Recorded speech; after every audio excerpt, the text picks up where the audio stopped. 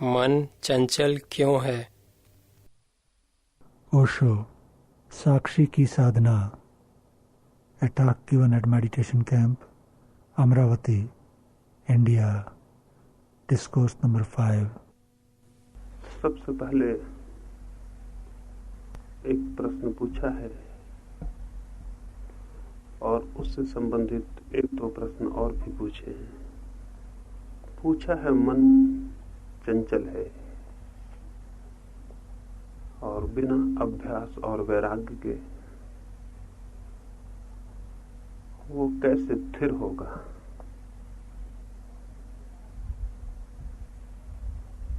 ये बहुत महत्वपूर्ण प्रश्न है और जिस ध्यान की साधना के लिए हम यहाँ इकट्ठे हुए हैं उस साधना को समझने में भी बहुत सहयोगी होगा। इसलिए मैं थोड़ी सूक्ष्मता से इस संबंध में बात करना चाहूंगा।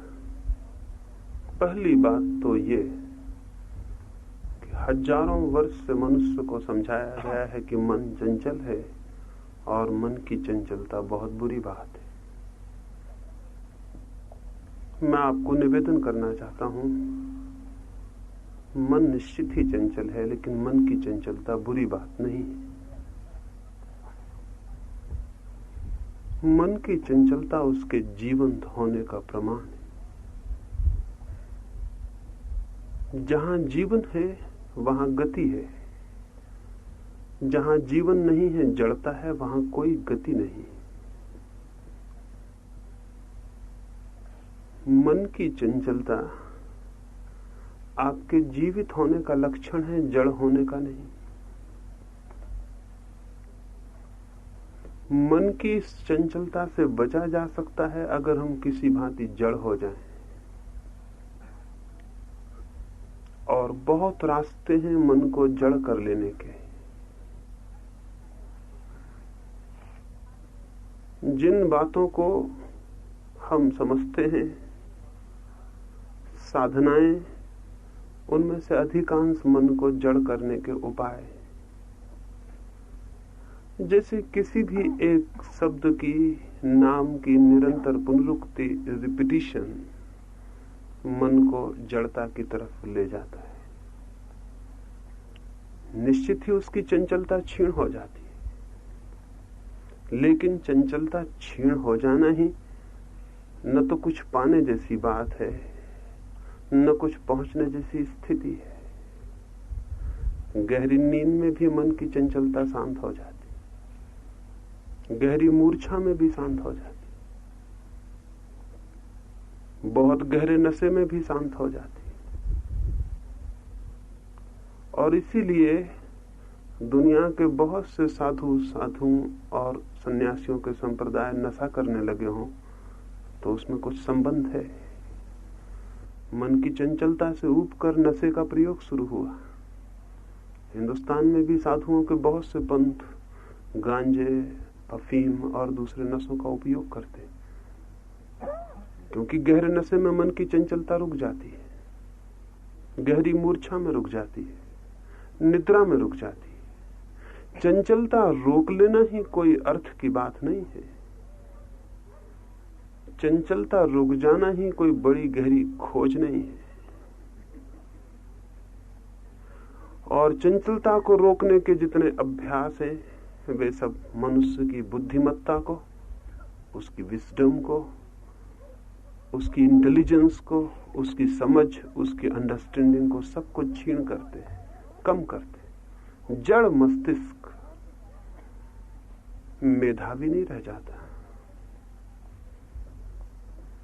तो क्या मैं ये कहूं कि चंचलता बहुत शुभ है? निश्चित ही चंचलता शुभ है, बहुत शुभ है। लेकिन चंचल तो विक्षिप्त का मन भी होता है, पागल का मन भी होता है। विक्षिप्त चंचलता शुभ नहीं है, पागल चंचलता शुभ नहीं है। चंचलता तो जीवन का लक्षण है। जहां गति है वहां चंचलता होगी, लेकिन विक्षिप्त चंचलता, जैसे एक नदी समुद्र की तरफ जाती है, जीवित नदी समुद्र की तरफ बहेगी, गतिमान होगी। लेकिन कोई नदी अगर पागल हो जाए, अभी तक कोई नदी पागल हुई नहीं, आदमियों को छोड़ के और कोई पागल होता ही नहीं। कोई नदी अगर पागल हो जाए तो भी गति करेगी, कभी पूरब जाएगी, कभी दक्षिण जाएगी, कभी पश्चिम जाएगी, कभी उत्तर जाएगी और भटकेगी, अपने ही विरोधी रास्तों पर भटकेगी, सब तरह दौड़ेगी, धूपेगी, लेकिन सागर तक नहीं पहुंच पाएगी।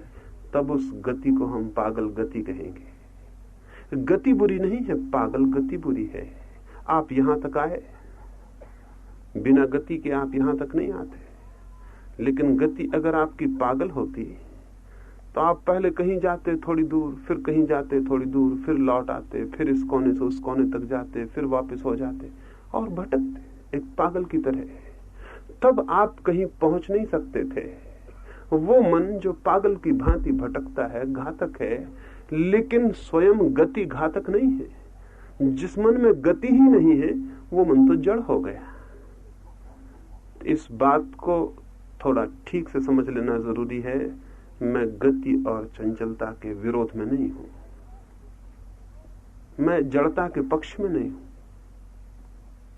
और हम दो ही तरह की बातें जानते हैं अभी, या तो विक्षिप्त मन की गति जानते हैं और या फिर राम राम जपने वाले या माला फेरने वाले आदमी की जड़ता जानते हैं। इन दो के अतिरिक्त हम कोई तीसरी चीज नहीं जानते। चाहिए ऐसा चित्त जो गतिवान हो लेकिन विक्षिप्त ना हो, पागल ना हो। ऐसा चित्त कैसे पैदा हो उसकी मैं बात करूं।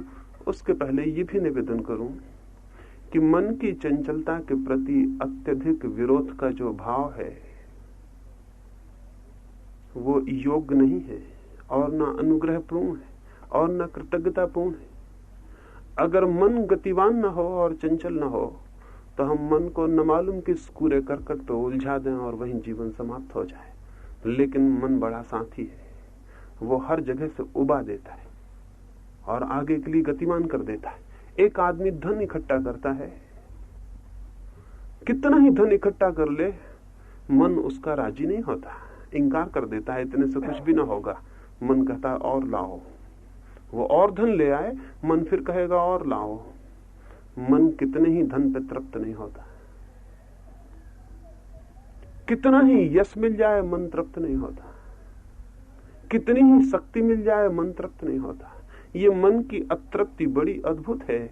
अगर ये अतृप्ति न हो तो दुनिया में कभी कोई आदमी आध्यात्मिक नहीं हो सकता है। अगर बुद्ध का मन तृप्त हो जाता उस धन से जो उनके घर में उपलब्ध था और उस संपत्ति से, उस राज्य से जो उन्हें मिला था, तो फिर बुद्ध के जीवन में आध्यात्मिक क्रांति नहीं होती। लेकिन मन अतृप्त था और चंचल था, उन महलों से वो तृप्त न हुआ और वो मन आगे भागने लगा। इसलिए एक क्षण आया कि मन की अतृप्ति क्रांति बन गई। वो जो डिस्कंटेंट है मन की, वो जो मन का असंतोष है, वही तो क्रांति बनता है। नहीं तो क्रांति कैसे होगी जीवन में? अगर मन चंचल न हो तो धन से तृप्त हो जाएगा, भोग से तृप्त हो जाएगा, वासना से तृप्त हो जाएगा। इजिप्त में एक फकीर था, इजिप्त का बादशाह उससे कभी कभी मिलने जाता था। एक बार वो बादशाह मिलने गया, फकीर के द्वार पर ही उसकी पत्नी बैठी थी। उस बादशाह ने कहा कि मैं फकीर को मिलने आया हूं, वो कहाँ है? उसकी पत्नी ने कहा आप बैठे, 2 क्षण विश्राम करें, पीछे के बगीचे में वो काम करता है, मैं उसे बुला लाऊं। लेकिन वो बादशाह बैठा नहीं, वो खेत की मेड़ पर टहलने लगा। उसकी पत्नी ने फिर भी कहा कि आप बैठ जाएं। उसने कहा तुम बुला लाओ, मैं टहलता हूं। पत्नी ने सोचा शायद खेत की मेड़ पर बैठना उसे शोभा युक्त न मालूम होता हो, उसे भीतर बुलाया, चटाई बिछाई और कहा आप यहाँ बैठ जाएं। लेकिन वो आके ढलान में टहलने लगा। उसने कहा तुम बुला लाओ, मैं टहलता हूँ। वो पत्नी गई, उसने अपने पति को बुलाया और मार्ग में उससे कहा कि बादशाह तो बड़ा पागल मालूम होता, मैंने उसे बहुत आग्रह किया बैठ जाने का, लेकिन वो बैठा नहीं। उस फकीर ने कहा उसके योग, उसके बैठने योग्य स्थान हमारे पास नहीं, इसलिए वो टहलता है। उसके बैठने योग्य स्थान हमारे पास नहीं है, इसलिए वो टहलता है, नहीं तो वो जरूर बैठ जाता है। मैंने उसे बहुत बार बैठे हुए भी देखा है।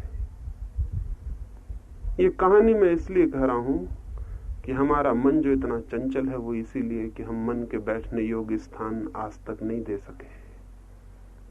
अगर हम मन के बैठने योग्य स्थान देते हैं वो तो तत्क्षण बैठ जाएगा, उसकी सारी चंचलता विलीन हो जाएगी।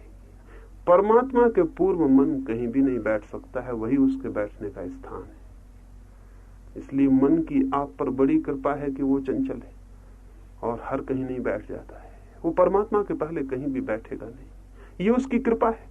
और जिस दिन वो बैठेगा उस दिन ही इस कृपा को आप समझ पाएंगे कि मन मुझे यहां तक ले आया। अगर मन कहीं बैठ जाता तो मैं परमात्मा तक आने में असमर्थ था। मन ले जाएगा, हर जगह अतृप्त कर देगा, कहीं रुकेगा नहीं, हर जगह चंचल हो जाएगा। उस क्षण तक चंचल होता रहेगा जब तक कि परम विश्राम का क्षण ना आ जाए, जब तक कि वो बिंदु ना आ जाए जहां मन बैठ सकता है। जिस जगह मन बैठ जाए, बिना जड़ हुए जीवित गतिमान मन जिस जगह जाके विश्राम को उपलब्ध हो जाए, जान लेना परमात्मा निकट आ गया। तो मैं ये नहीं कहता हूं कि मन स्थिर हो जाए तो परमात्मा मिल जाएगा। मैं ये कह रहा हूं कि परमात्मा मिल जाए तो मन एकदम स्थिर हो जाएगा। वो स्थिरता फिर जड़ता नहीं होगी, वो स्थिरता बड़ी जीवंत होगी, बड़ी जागरूक होगी। लेकिन हम करते हैं उल्टा, हम मन को जड़ करना चाहते हैं। मन के जड़ करने से परमात्मा नहीं मिलेगा, केवल गहरी नींद आ जाएगी, केवल मूर्छा